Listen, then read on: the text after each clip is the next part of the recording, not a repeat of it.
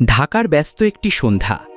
শহরের গাড়ির হর্ন, মানুষের কোলাহল, রাস্তার পাশে ঝলমলে দোকানগুলোর আলো সবকিছুই জীবনের গতি বোঝায়। ঠিক এমনই এক মোড়ে পুরনো এক বেঞ্চে বসেছিলেন এক বৃদ্ধ। পোশাক মতোই তার জীবন, জীর্ণ, মলিন, কিন্তু চোখে ছিল অদ্ভুত এক দীপ্তি। পাশ দিয়ে হেঁটে যাচ্ছিল এক তরুণ, নবীন এক কর্পোরেট অফিসার। দামি স্যুট, কানে ব্লুটুথ, হাতে স্মার্টফোন। বৃদ্ধ ডাক দিলেন, বাবা, 1 মিনিট দাঁড়াও তো। তরুণ বিরক্ত মুখে বলল, দয়া করে ভিক্ষা চাইবেন না, আমি ব্যস্ত। বৃদ্ধ হেসে বললেন, ভিক্ষা না, শুধু একটি প্রশ্ন করব। তরুণ থমকে দাঁড়ালো। বলুন, বলল সে। বৃদ্ধ বললেন, তুমি জানো, মানুষকে বানানো হয়েছিল ভালোবাসার জন্য, আর টাকাকে বানানো হয়েছিল ব্যবহার করার জন্য। অথচ আজ মানুষ টাকাকে ভালোবাসে আর মানুষকে ব্যবহার করে। তুমি কোনটা করো বাবা? তরুণ স্তব্ধ।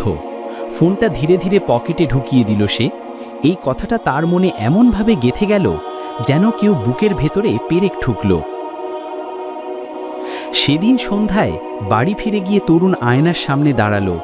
নিজের প্রতিফলনে সে শুধুই দামি পোশাক, দামি গ্যাজেট আর চাকচিক্য দেখল, কিন্তু মানুষটা কোথায়?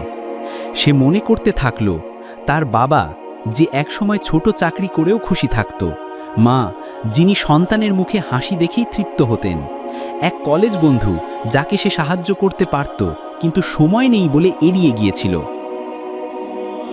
পরদিন সেই তরুণ ফিরে গেল সেই মোড়ের বেঞ্চে। বৃদ্ধ নেই, খুঁজেও পেল না, কিন্তু তার মনে হলো তিনি হয়তো ফেরেশতা ছিলেন, মানুষকে মানুষ করে তোলার বার্তাবাহক। সেই রাত থেকে সে জীবন বদলে দিল।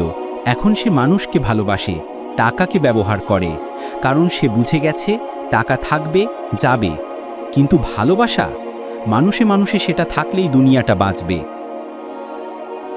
তুমি কি এখনো টাকাকে ভালোবাসো নাকি মানুষকে?